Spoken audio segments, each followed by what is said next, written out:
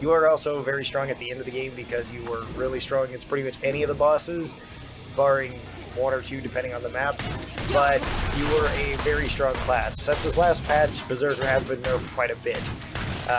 You no longer have as many options to pick from. Where before your health regen was quite good, now it's not as strong, you don't have nearly as much damage mitigation as you used to. You still have damage, you're still a pretty solid all-around class, and you can still tank as well as if you have a competent team, and you stay with your team, you can do well, especially if you want to play as like a gatekeeper to a certain area, you can do very well in that role. And if you want to go a dedicated tank, you can also do pretty well, as long as people on your team are willing to hang around and heal you. You're probably going to use up the most healing, which makes it so if you have multiple medics on the team, that's going to help, or multiple people going with medic weapons, that's also going to help. And you still can fend for yourself pretty well, and for quite a while, you're still probably one of the last people that's going to die during a team fight, or one of the first people that's going to die during the wave. It just depends. I still think Berserker's a pretty solid overall class. I wouldn't say that they're S tier anymore, though. I would say that they're probably a solid A tier. They still have some pretty good strengths, and if you want to build a full tank build, they're still pretty strong, but they're not nearly as strong as they used to be. Berserker has seen better days. So let's move on to the next class, being Commando. Now, the only real thing that changed about Commando in this update is that they got the FAMAS, which isn't going to really be a meta weapon for Commando. So other than that, nothing really changed. They still have the same strengths and weaknesses that they did before. Your one major strength as Commando is that you can extend Z time, which can be useful, but it becomes less and less useful the more and more competent your team is. If your team is extremely competent, you do not need Commando at all. And one thing that I don't really like about the extended Z time is that it can noticeably increase the time it takes to actually finish a match. If I'm playing 10 rounds and we're doing this Hell on Earth in one of my live streams, or even Suicidal in one of my live streams, it's not uncommon if we have a commando or multiple commandos in our group for the match to last over an hour. Whereas if we didn't have them, the match would only last 45 minutes or so. So it extends it for a considerable amount of time that doesn't really help you. If your team is doing well, then you don't really need a commando. If your team isn't doing well, then commando can be pretty good. I don't really buy the fact that a lot of people had said that Commando turns your team into Superman for a while, because you don't need to be Superman. If you're killing people, you're doing it right. And I think that Commando gets a bit overhyped. I'd still probably put it in A tier, but I'd put it at the very low end of A tier. If they ever take away or reduce the Z time increase, then I'm going to say Commando is probably the worst class, or one of the worst classes, because there's really no reason to play it at that point. Right now, Commando is kind of just sitting on that line, and I honestly would put it a bit lower if your team is competent. I'd probably put it in something like B tier. Up next is Support, and Support really didn't get changed in this patch. They got the Blast Crawlers and the FAMAS, neither of which are going to be meta weapons for Support. Support still fills the same role. They still give everybody bonus ammunition. They still do pretty high damage towards everything. They can still weld up doors, and they always provide value even if they themselves aren't doing all that well. Your support can die every single wave and still be completely useful for the team. Support has some really strong weapons. They don't really have any bad maps that they play on either. They are pretty much always welcomed into the team, and they're overall a pretty solid class, and probably up into high end of A tier. I'd put them above Berserker, and I'd put them definitely above Commando. Up next we have Medic. Medic did get nerfed in this last patch, where Medic's symbiotic healing was reduced, so you can no longer heal as well if you're healing allies. That's not a huge issue with Medic. You're usually going to be at full health anyway if you're healing people. Or you're just going to take Resilience and not care about the extra damage you're taking because you have damage reduction then. And they also lost their overall total armor. This really didn't change Medic at all. Medic is slightly less tanky than they were before. They're still probably the most tanky class in the game, and they provide the most utility out of any class in the game. Even if your Medic isn't doing particularly well, even if they're getting off some heals, that's still pretty useful. You can also pick whatever weapons you want with Medic. I would recommend taking one or two Medic weapons, maybe just one if you're going to go with the heal thrower, because that pretty much is two Medic weapons in one. They are still probably one of the strongest, if not strongest, overall class for the team, and they're pretty good by themselves just because it takes forever for them to die. They have all the bonus healing, they have reduced time on their heals, they have still bonus armor, they have damage resistance if you go with Resilience, or even more health. They're overall just a really solid class, and they're still probably the best class in the game at the moment. Up next we have Demo. And Demo is an incredibly fun class. I really enjoy using them, but Demo does have some weaknesses. The main two being that you are pretty squishy and you can blow yourself up. Now, if you're good with Demo, you don't have to worry about the second one. You're probably not going to be blowing yourself up or not blowing yourself up as often, simply because you know the range that you're safe to sit at, or how far to sit away from your C4 or something like that. You could also just go with weapons that are very unlikely to hurt you, like the Kaboom Stick can't hurt you, the Grenade Pistol can't hurt you. You're very unlikely to get yourself hurt by like the RPG or the Gravity Imploder. So if you're going with weapons like that, then you really won't have to worry about that. That still doesn't make up for the fact that you still are squishy. You have base HP, you have base armor, and you have base movement speed no matter what you do. You do have your passive that makes it so you can survive one hit that would kill you, which can be really good. It can really come in clutch. Other times it does absolutely nothing if you get vomited on or lit on fire. You could just die a few seconds later. You still have some weaknesses. Demo, your biggest strength is that you do an incredibly high amount of damage to anything that you hit. It really doesn't matter what you hit with Demo, you're going to hurt it. Even if you're still just using the Grenade Pistol, you're going to hurt whatever you're firing at. And you can rack up some serious damage as well as some serious AoE with Demo. Demo's overall a solid class, but I would say on the weaker end of classes, at least currently, just because of how squishy it is. So I think it's a B tier perk. It's still a really solid perk and probably one of the funnest perks to play, but not one of the strongest necessarily. Up next we got Firebug. Firebug has pretty much not been changed except for them getting the Thermite Bore added with this next patch. Oh, I should have mentioned with these two classes too, both Support and Demo got buffed in this last patch. Demo got buffed slightly with a level 10 to their more ammo perk, so you get even more ammo with it, which is a little bit better, but it still doesn't really change Demo all that much. Support did get buffed in their level 5 perk to where now clip-fed shotguns are even better, so the A12, Medic Shotgun, HC12, Nail Gun, all of them are much better on Support, which is always a good thing. It's not like they were bad before. That is another strength of Support, is they don't really have any bad weapons. You can build them however you want, and they'll pretty much work all the same. Firebug also got, I guess, a minor increase with a new weapon added, being the Thermite Bore, which is just the Fire Seal Squeal. Very strong weapon for Firebug, very good. Firebug has really just been getting a whole bunch of good weapons. Every time they seem to add a new weapon, it's usually pretty good for Firebug. And Firebug is a pretty solid overall class right now.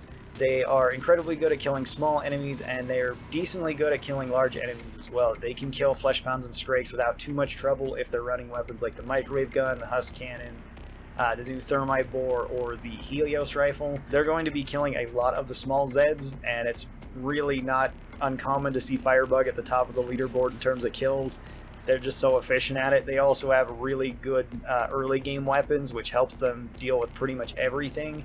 And they do have some perks that help them excel in certain areas, like being able to push enemies out of the way with their level 20 perk. The main drawback to Firebug is that, once again, you're kind of squishy and you have base movement speed. Firebug is potentially A tier. I would actually put it above Commando in terms of killing power and in terms of how good your team is, so long as you are good with Firebug.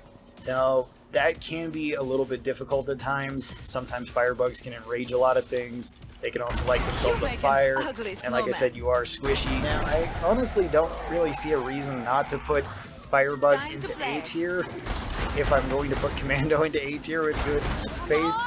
I think that Firebug is better than Commando if your team is competent again. If you have a decent Firebug, it's generally going to be more useful than a Commando most of the time. And I know that's not necessarily a popular opinion. Up next we have Gunslinger, and Gunslinger is still a really strong class. It didn't get changed really at all, so you still have the most DPS, you still have a ton of movement speed, and that's really the only two things. You also just have a really nice and easy perk setup where you can pretty much play with one build, but it's the strongest build in the game, more or less. Gunslinger is still probably at the very top of S tier.